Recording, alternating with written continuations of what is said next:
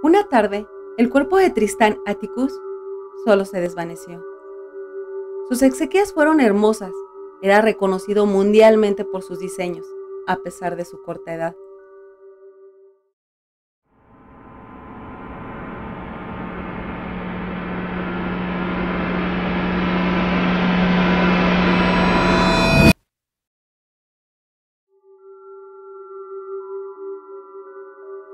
A los 4 años comenzó a hacer bocetos de edificaciones. Eran impresionantes, incluso las medidas eran exactas. Con solo ver el lugar, ya tenía creado el diseño perfecto para su construcción. Tardaba solo unos minutos, decía que las ideas venían solas. Por cada año, solo guardaba uno en su rotafolio, y en una caja guardaba los demás. Él admiraba a infinidad de arquitectos en todo el mundo, y quería algún día poder trabajar con cada uno de ellos, y aunque no fuera tan impresionante o majestuoso como el de ellos, quería dejar su legado.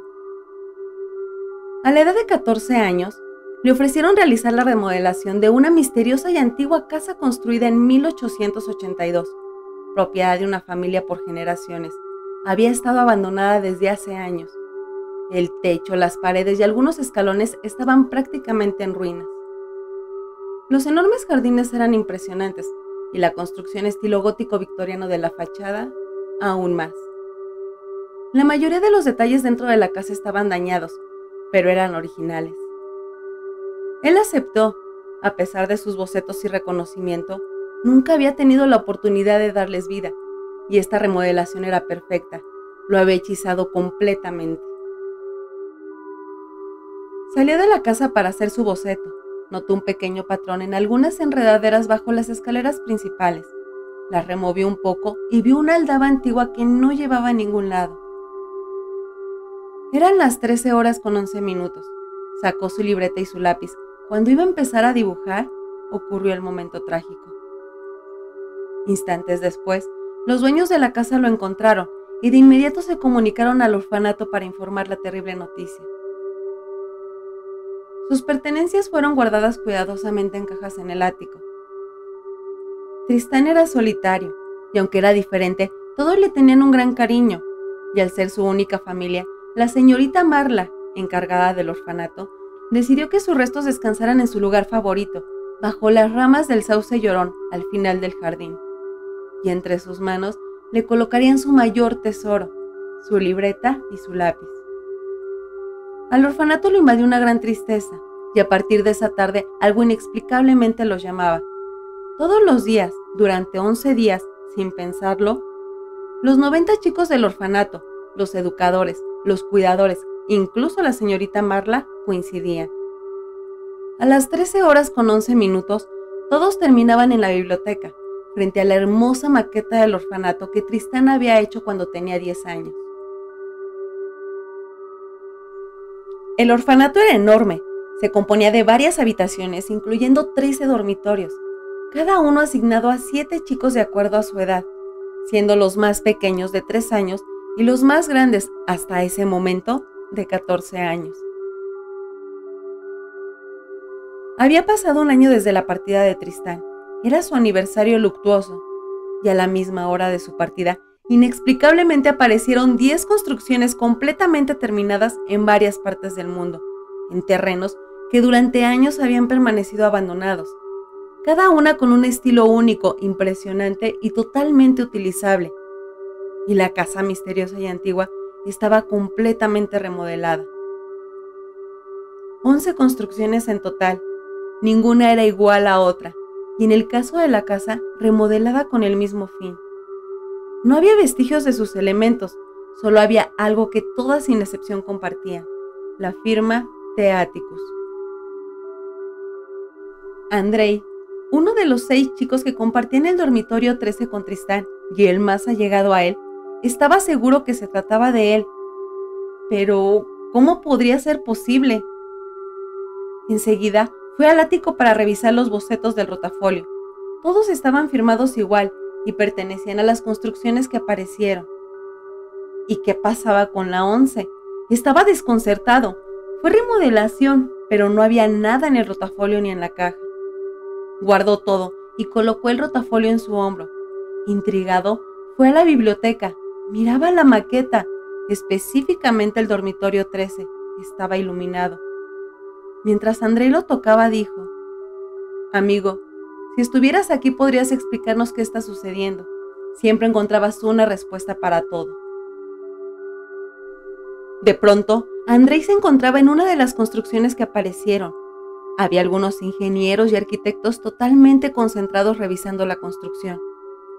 Él estaba frente a una puerta empotrada cerca de la entrada sin cerradura, con una placa grabada en relieve que tenía la imagen del orfanato.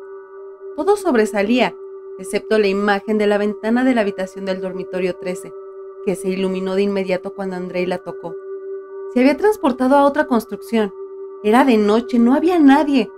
Recorrió el lugar hasta que encontró una puerta idéntica con la misma placa. Volvió a tocarla y se iluminó. Se transportaba entre las construcciones. Había recorrido todos los continentes y todas las construcciones, incluyendo la casa misteriosa y antigua, hasta que finalmente regresó a la biblioteca del orfanato. El tiempo no había transcurrido. El reloj de Andrei marcaba las 13:11, la misma hora en la que notó se transportó a la primer construcción. La luz del dormitorio 13 en la maqueta se apagó y el segundero de su reloj comenzó a avanzar. Fue de inmediato con la señorita Marla y le contó lo que había sucedido. Le mostró los bocetos del rotafolio, haciendo énfasis en que aunque no se tenía ningún boceto, la casa que Tristán había visitado esa tarde tenía la misma puerta y placa. Fue con Andrei a la biblioteca, pero al tocar la maqueta no sucedió nada. «Debemos exhumarlo, podría ser la explicación». Sin pensarlo, dijo Andrei: «Todo lo que sucede con las construcciones y remodelación fantasma y la coincidencia con Tristán te afectó. Es comprensible, él tuvo muchos compañeros, pero solo un amigo, tú, Andrei. Él era un joven prodigioso. Extrañarlo, hablar con él, está bien, pero creer que sigue en este mundo es imposible. Lleva en esa tumba 365 días. La señorita Marla le dijo eso para que estuviera tranquilo. Sin embargo, no dejaba de pensar en lo que Andrei le había comentado. De pronto la mandaron llamar. En su oficina se encontraban los dueños de la casa misteriosa y antigua. Fueron al orfanato para entregar el título de propiedad y las llaves.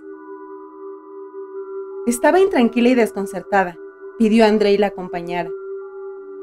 Visitaron la casa, los dormitorios, la cocina, todo estaba completamente acondicionado. Solo estuvieron unos minutos ahí, y antes de irse, tanto ella como Andrei tocaron la placa, pero no sucedió nada. Habían pasado 6 días. La señorita Marla recibió un sobre con los títulos de propiedad de las construcciones fantasma. Verificó con las autoridades correspondientes y todos eran genuinos. Esa noche no pudo dormir. No dejaba de pensar en lo que Andrei le había contado y lo extraño de todo lo que estaba sucediendo.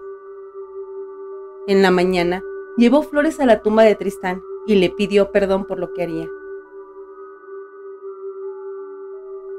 Una semana después, con autorización en mano, agentes y el personal adecuado estaban ahí, y entre los presentes, la señorita Marla y Andrei. Al abrir el féretro se sentía mucho frío alrededor. La temperatura había bajado considerablemente. Todos quedaron sorprendidos, no podían creer lo que veían. Tristán estaba intacto, sus mejillas se veían rosadas, no había descomposición. Lo colocaron en una camilla. Al revisar sus signos vitales era más la incertidumbre. No tenía. Revisaron todo, era imposible. La señorita Marla hojeaba la libreta. Todo estaba en blanco, excepto una hoja al final que decía: «La respuesta está en la casa». Esperaron unas horas. El cuerpo seguía igual, no respondía ante ningún estímulo. La decisión estaba tomada. Así que volvieron a enterrarlo, no sin antes colocar nuevamente la libreta y el lápiz entre sus manos. Todos se habían retirado del lugar, excepto la señorita Marla. No dejaba de pensar en las construcciones y restauración fantasma, lo sucedido a Andrei, la entrega de todos los títulos de propiedad y lo escrito en la libreta. Pero principalmente, lo que daba más vueltas en su cabeza era lo que los dueños de la casa misteriosa y antigua le habían dicho. «Sentimos mucho lo de Tristán. Nosotros no creíamos en historias sin sentido, Habíamos decidido darle una oportunidad a la propiedad, venderla, pero ahora es suya. Ha sido heredada por 4 generaciones y en realidad ninguno tuvimos certeza de qué hacer con ella. Después de que nuestros antepasados, los únicos en habitarla, la construyeron, nadie más quiso hacerlo. Sabemos que resguarda un secreto que involucra presencias ocultas en la casa. No queremos tener nada que ver con la propiedad. Ahora les pertenece, así como Tristán Atticus a ellos. La señorita Marla se dirigió nuevamente a la casa en compañía de Andrei, mientras recordaba lo escrito en la libreta. La respuesta está en la casa. Al entrar, la casa se iluminó completamente. Escucharon pasos, sintieron que alguien estaba frente a ellos, pero no veían a nadie. Y de pronto, una voz se escuchó y una silueta conocida apareció. Sé que tienen muchas dudas. Esa tarde noté un pequeño patrón en algunas enredaderas bajo las escaleras principales. Las removí un poco y vi una aldaba antigua. Parecía no abrir nada o llevar a ningún lado. En ese momento no sabía que era imperceptible para cualquier persona, excepto para mí, el chico de alma pura que sin interés monetario, solo personal, veía la belleza y perfección entre las ruinas de la construcción. Vi todo, incluyendo mis exequias. No era opción regresar a mi cuerpo. Poco a poco por dentro, todo en mi cuerpo se deteriora, aunque no suceda lo mismo con mi cuerpo por fuera. Me imagino que es porque permanezco en cierta forma en este plano. Al desprenderse mi alma, sentí que me jalaban. Traspasé la aldaba, distinguí los brazos de los entes de piedra, aire y agua, que desesperados atraían mi alma hacia ellos. Suplicaban por mi ayuda, y ellos me proporcionarían toda la que fuera necesaria, pero jamás podría regresar a mi cuerpo físico. Eran atormentados por la maldad y soberbia de los entes oscuros que no querían dejar de habitar la propiedad, y tampoco querían que nadie más, aun siendo sus descendientes, la habitara. Pensaban que era demasiado para cualquiera. La oscura pareja, antes de su último aliento, hizo un conjuro que ahuyentó a los primeros, sus hijos, pero no contaron que al hacerlo, desde los cimientos la casa buscaría mantener el equilibrio, y surgirían de las paredes los entes de piedra, aire y agua. La pareja de entes oscuros no podían solos contra ellos, y en su desesperación y coraje, invocaron a otros entes de oscuridad que serían sus súbditos, y lograron someter a los entes de piedra, aire y agua. Cualquier conjuro, invocación o maldición tiene un precio. El de ellos era permanecer viendo cómo su invaluable casa se destruía con el tiempo. Deambulaban por todos los rincones acompañados de sus leales súbditos. Se sentían seguros y confiados. Si la casa se destruía por completo, tampoco permitirían se construyera nada posterior en el terreno, y disfrutarían cómo desaparecían completamente los entes de piedra, aire y agua, encerrados por sus súbditos en lo más profundo de la propiedad. Iban deteriorándose a la par de la casa. Después de todo, ella los había creado, y con ella desaparecerían.